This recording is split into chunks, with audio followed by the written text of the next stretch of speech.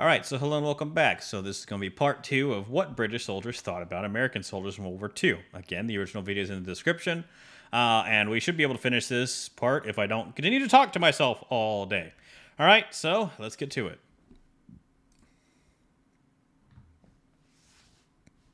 The British Empire in peacetime had a small professional, well-trained army. However, both world wars forced the army to expand exponentially to include draftees and those who only joined for the duration of the war. In the early war years, British professional soldiers felt that they were better trained than the newly arrived Americans, who were often better equipped. The British military had a long history of discipline and adherence to rules and regulations, while the American military had a more informal and flexible approach. Now, the following statements may offend some people, but it must be said for the historical record. By the way, just because I mention it doesn't mean that I agree with it, so please spare the comments regarding this. In North Africa in 1942 and 43, many veteran British soldiers felt that American soldiers were their Italians and said so. According to this line of thinking, the Germans had to deal with the frustrations of an unreliable and ill-prepared ally like the Italian soldiers, and the British initially saw American soldiers in the same way. As insulting as that statement is to an American, it is true that American soldiers had some initial teething difficulties in North Africa that the seasoned British had already overcome. The U.S. Army was fortunate that they landed in Vichy-held areas in Operation Torch. They had many logistical problems that needed to be handled, and almost all the troops were green as green can be. The statement goes, as green as grass, by the way. It's a derogatory term if you ever hear that. Someone tells you that. They needed some experience, and landing in Vichy, North Africa helped them gain it. British soldiers sometimes saw their American counterparts as cowboys, who were too eager to charge into battle without proper planning or preparation. The American idea was just to show up on the front line, and then the Axis soldiers would simply melt away in fear after seeing American courage in battle. If that didn't work, then American firepower would do the trick. However, as their British counterparts knew from experience, it wasn't going to work out that way. The experienced Wehrmacht wasn't going to be quite as easy to defeat as many GIs and their military brass had thought. American soldiers were sometimes criticized for being too casual with their uniforms and equipment, or for failing to properly secure their positions in the field. Okay, so, talking about the uniform thing for a minute, yes, that was a problem, okay? And how much of a problem? Well, it depends on the commander. Patton made everyone wear ties and made everyone actually wear their uniform correctly. And their helmets, as you can see in the famous movie 1970 Patton. Okay, he was actually like this in real life too. And basically it builds discipline. If your uniform looks like shit, then you probably are going to perform like shit. That's the way he thought, you know, may have some merit to it, but not, it depends, not really, if it really doesn't. But that's what he thought, right? So he made everyone in his unit all dress uniform. Everyone's got to wear a tie. Everyone's got to do all that stuff, right? And now to the British, that's seen as undisciplined because, again, our both army structures are completely different in how we do everything with officers, okay? In the British system, it is still, during World War II, you know, nobility, okay? Now, not all of the British officers were nobility, okay? But the upper echelons of the British staff, yes, minor nobility at the minimum. Usually major nobility of some kind. That's why they're like Sir Arthur Wales, okay? Like, Sir is an actual knightly title, which means you have to be knighted by someone, which is usually the King or Queen of England, or passed down, or however you want to do it that way. So, yes, that system still exists. Now, as the part of the British soldiers calling the Americans the Italians of the war in the beginning part, in North Africa, maybe. In Italy and past that, no. At least that's my belief, or whatever my opinion means on that matter. For example, a common joke was that walking around with your hands in your pockets was called American gloves.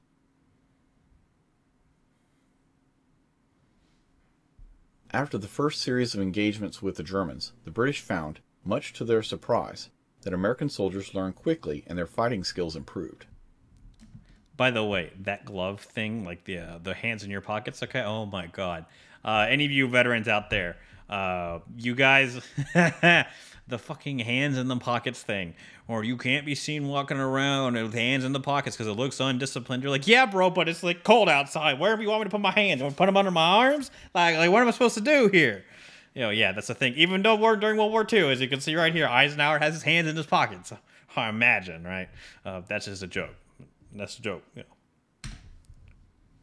Afrika Korps soldiers remarked that you could fool the Americans into a trap once, like luring them into an anti-tank killing field, but you couldn't do it a second time.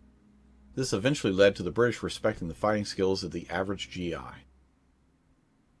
Another factor that contributed to the success of the alliance was the willingness of both sides to learn from each other. British soldiers, for example, were impressed by the efficiency and organization of the American military. One British veteran who knew American soldiers firsthand from North Africa and Europe would never criticize the Yanks after the war in any way. After World War II was over, many of the films portrayed U.S. troops singing as they marched towards the front. When this British veteran was asked if that was accurate, he stated that was. However, they didn't sing coming back. Many British soldiers felt that they were the experts at fighting the Germans and knew far more about the reality of battle than the Yank newcomers. Another British soldier, who fought alongside American soldiers in Italy, believed that U.S. troops were sloppy. He called them laid back, thought that they lacked proper military discipline, and said that they didn't respect their officers in the same way that the British soldiers did. He also felt that... Now, that is very true. Even today, okay, the officer enlisted cordiality of the U.S. Army, now of the U.S. military, just in general, okay, and it goes up and down depending on the branch. You know, Navy's like not... They still have separate cabins and all that other separate messes and stuff, okay? So Navy's a little bit more strict on this enlisted versus officer thing. And then you swing it all the way to the Air Force, and it's basically doesn't freaking exist at all, okay? It just barely exists at all. In the Army and the Marine Corps. Marine Corps is over here. Army's somewhere here. Air Force is barely almost equal. Now, other countries don't do that, okay? Especially if you go to Arab countries, Middle East countries. That's very big difference. In the way officers are treated, okay, versus enlisted. And even the British today, it's again, they ride way down from what it was in World War I and World War II, okay. So I just like to point out the difference that during World War II, the American officer versus enlisted thing was, even though it was still there, it was a lot better than it was in most European armies. I'll just, for that matter, even Germany is like the extreme example of enlisted down here, officers up here. American soldiers and their officers were far more gung-ho and relied on overwhelming force of arms, while British soldiers were more cautious. This is interesting because these two latter statements were almost exactly what was mentioned by German POWs in the aforementioned video, What German Soldiers Thought About Allied Soldiers, World War II, but this time from a close ally on the same side.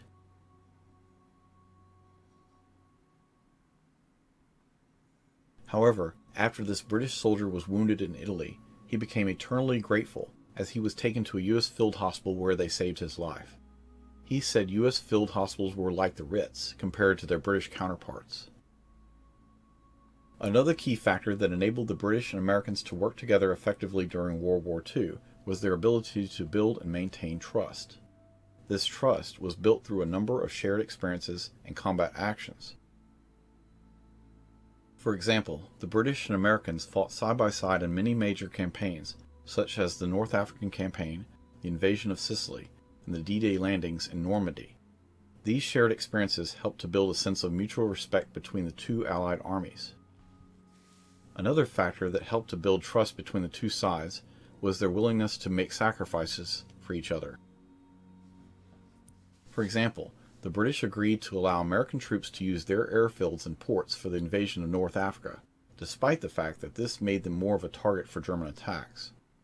In the same way, Americans agreed to delay the invasion of Europe to allow the British to consolidate their forces and recover from the losses that they had suffered in North Africa.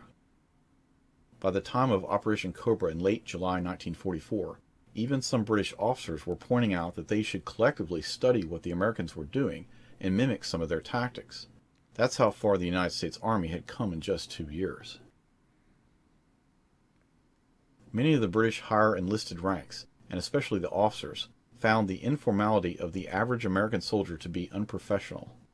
Some British officers initially thought that Americans lacked the will to fight. There was a renewed consideration of allowing U.S. troops to operate under British command, but this was rejected out of hand by the United States brass. Now, that is a key issue, okay? Out of hand. It's not even happening. Don't even question, okay? Today, that's like, I mean, it happens a lot, especially in NATO today. You can put different countries' units under things. Like the Germans and the Netherlands have a combined armored brigade, I believe, combined out there. And they're basically under German command, but they have a subsection of Dutch, okay? But even doing that during World War II was unthinkable, okay? Why it was unthinkable? It basically goes back to just be like, pump our chests and be like, no, we're better than you. It's basically, and every country thought this. It's not like the U.S. was like a beacon of this. No, everyone in the country thought this. This is why, like, it was so hard to get the British and the Americans to even work together in the same room when they had different officers and each one basically had an ego and they couldn't be placed under each other's command, okay? Nowadays, it basically is just, okay, yeah, you're going to be under that British dude over there. You're going to be under, like, 2nd Brigade, and you're attached. It's not a big deal anymore, okay? Back then, it was a huge deal. And that's even though we spoke the same language, which I'll bring up here. Okay, yes, we both speak the same language. Now, that is a big contributing factor onto why we could work very well together, or even as well as we did, is we speak the same language, okay? Now, this goes all the way up and down. Officers all the way to enlisted, okay? If you go to France, they speak French. So when they liberated France, the French army was speaking French to Americans and British, and the British maybe can understand them a little better just because of how close they are. They may go over there for holidays. The Americans are like, bro, I don't know what you're saying. I'm from a small town in Mississippi, and I don't know what the hell you're saying, French boy. So, that's another issue. Until Operation Cobra, it doesn't appear that British generals and officers were impressed by American senior officers. Even so, over time, British enlisted and officers grew rather fond of the ordinary American combat soldier. It was the Pattons, U.S. chiefs, and admirals who were bombastic and pompous who made them angry. There were, without a doubt, a lot of personality clashes in officer circles of both armies, but that was to be expected given the egos involved. Not all the rivalries between generals can be mentioned due to time constraints. However, one good example can be given. Well, before they get to Montgomery and Patton, oh my god, yes. This was a big contriving issue, okay? The enlisted people of the British Army and the American Army didn't really care, okay? They're like, cool, we can work together, we can be in the same unit. No. It was the general staff officers of each country. This is just the exact same way it happened in World War I, where they refused to work together because of their egos, okay? That is not a complete relic of the past, but that is almost completely gone now, okay? It still happens a little bit, okay? But even in NATO today, but it is a far cry from what it was during World War II, okay? Where basically, this is just an American example, where MacArthur wouldn't accept Patton being transferred to the Pacific because he was a diva, and he told him so. So, there could only be my ego. Basically, there could only be ego enough for one of us, right? That's how bad it was. And it's still in the bickering between generals and who likes who and all of that stuff, okay? That predates, like, this war all the way back to the American Civil War. You could even go that far and even further where generals just bicker about each other, okay? But bringing this back to World War I, it's the same reason General Pershing refused flat out to have Americans be supplemented and put under different British, basically, and French command, okay? Just refused outright, okay? Every French unit had to be commanded by French officers. Every American unit had to be commanded by American officers. Every British unit had to be commanded by British officers, okay? And they also had to be commanded by their own generals because just offhand, that's just not going to happen, right? So in World War II, it was a little bit better, but we're nowhere near where it is today, where it's not even questioned to be like, hey, yo, Colonel over there, you're going to be placed in charge of this combined brigade that we're going to put these two units together and you need to go do this objective. Okay? That can happen now. Back then, British Field Marshal Bernard Montgomery was one of the most famous commanders of World War II, and for good reasons too. He led his troops to many victories. He was commonly called Monty, and will continue that practice here. Monty could read a map as well as anyone. What he saw in Operation Husky, the Allied invasion of Sicily, was the aggressive U.S. General George Patton racing ahead to Palermo to beat the British to the finish line and get all the prestige. Monty cast a wary eye at Patton, seeing him as a rival. This would have negative consequences. Over a year later, in late 1944, when the Western Allies were pushing across France and ammunition and fuel shortages were negatively affecting operations, Monty wanted Supreme Allied Commander Dwight Eisenhower to give his 21st Army Group priority in supplies over the other Army groups. This was mentioned in an earlier video from Immersus Tech called Eisenhower's World War II Broad Front Strategy. Was it the best? Almost certainly, Monty wanted to slow Patton's 3rd U.S. Army and 12th Army Group from getting too much glory at his expense. In the 1942 Tunisian campaign, Monty had a poor opinion of U.S. troops, but more so of U.S. generals. By late 1944, his opinion had to have changed about the average U.S. soldier due to the rapid progress that the U.S. Army had made in France and in Italy. His poor opinion of all U.S. generals remained for the duration of the war. Okay, and that's not going to change, okay? The bickering that I don't like Montgomery one bit, there are British people that agree with me because he fucked up Operation Market Garden monumentally. That was all his fault. That was his plan, and then he messed it up, okay? And ultimately, he's on him. And he's like, it wasn't that bad. I'm like, well, you know, the entire British 1st Airborne basically stopped existing after that, but okay. So, yeah. And he's Field Marshal Montgomery, which is the highest ranking British officer basically possible. I think their chief of staff outranks him and then the prime minister, right? So let's just say he had a big ego, and that never went away all the way till he died. Yeah, a very poor opinion of the U.S. Army General Staff. Now, it could be stated that the General Staff of the United States was not top tier, but again, this depends on the generals. Like, you got Marshall, he's the chief of staff of the United States Army. I think he actually was chief of staff of everyone, but insanely good dude. He was Eisenhower's boss. He was also MacArthur's boss, you know. So that should put the in precedent of how good he was, and he was also the World War I captain that managed the entire logistics of the AEF during World War I. So the American Expeditionary Force, yeah, Pershing was like, I don't do logistics. Hey, captain, come over here. Yeah, you're just going to do the logistics for the entire American Army during World War I. And he did. And that's why if you actually look at a photo of George C. Marshall at the beginning of World War II and at the end of World War II, you'll see that that man did not age well. The stress really did do a number on him. But circling this back, yeah, Montgomery not having a high opinion of U.S. Army generals, again, it's par for the norm of general officers of this era. I don't even want to get into the 1960s when the U.S. Army generals don't like President Kennedy and what he did with the Cuban Missile Crisis because they wanted to blow them up. So that's off topic. Despite the close cooperation between officers of both nations, there were also some tensions. One area of disagreement was the overall strategy for the war in Europe. Due to their experience fighting the Axis forces, British leaders favored a peripheral strategy which involved attacking Germany through its weaker allies, while American leaders favored a direct strategy which involved a massive invasion of Europe to defeat Germany directly. British commanders felt that a direct strategy would lead to excessive casualties which they privately knew they couldn't afford. The Americans, on the other hand, felt that the British were too cautious and not aggressive enough in pursuing victory. Ultimately, a compromise strategy was adopted that combined elements of both approaches.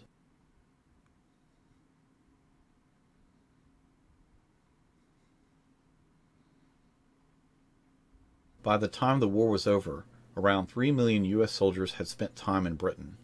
This definitely had lasting cultural impacts on both nations. The cooperation between the British and American militaries during World War II was not limited to the battlefield.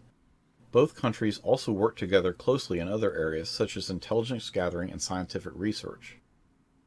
It is difficult to give a definitive answer to how British soldiers of World War II felt about American soldiers, as opinions would have varied among individuals. However, it is generally acknowledged that the British military viewed the American military as valuable allies and respected their contributions in the fight against the Axis powers. Both countries developed a special relationship based on a strong alliance with shared democratic values and a common determination to achieve victory. They were able to work together effectively in many theaters of battle. Both the British and Americans recognized the importance of working together to achieve this goal and were willing to put aside their differences, great and small, in pursuit of victory. Overall, the British and Americans were able to handle disagreements or conflicts that arose during World War II through a combination of negotiation, compromise, effective communication, and a willingness to learn from each other. Even though British soldiers felt that their American allies were overpaid, oversexed, and over here, in the end, the American GI and the British Tommy got on well and were there for each other. If you liked the video you just watched, then you may like these 2 other videos from Immersis Tech. So we'll leave it there. I also put that the Americans did get along quite well, actually, with the Australians. Unless they were sitting in Australia drunk, because then they really didn't like them. But that's a different story. Anyway, so hope you guys liked my reaction breakdown, whatever you call this thing. Okay, one last thing I'd actually like to point out of this video. He does give sources, okay? Just for you people entering university and past high school. Yes, technically these are sources. Are they how you write historical sources? Fuck no. Because this is just links. Okay, you either need MLA citation, or if you want to do that, or you need Chicago citation. In reality, it's basically Chicago citation for history people, even though... But the reason you do that is it gives you plenty of information so that you can actually go look up the source instead of just clicking on a link. Because if the link doesn't work, you lose a source, right? That's why you do Chicago citations or whatever you really want, but one of them.